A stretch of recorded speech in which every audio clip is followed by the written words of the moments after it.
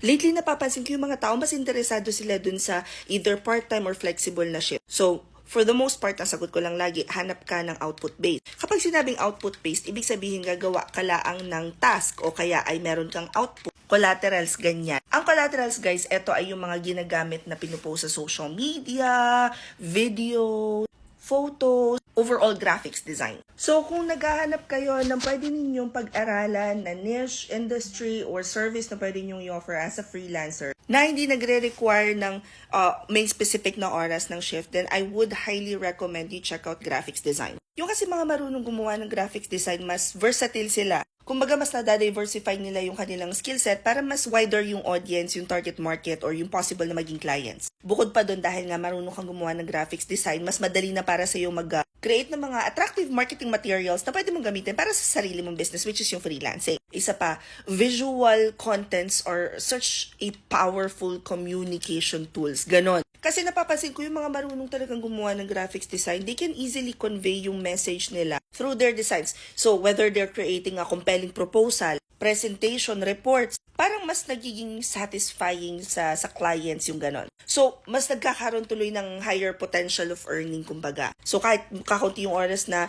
inilaan mo doon sa pag-create ng design, pwede ka pa rin mag-charge based on how you see fit. Now, if you guys wanna learn how to do graphics design, punta kayo dito sa link sa bio ko. I-click nyo lang yan, tapos it will open our GigHub. Sa GigHub, guys, nandito na lahat ng kailangan nyo para matuto kayo mag-work from home. But we're talking about under live mentorship.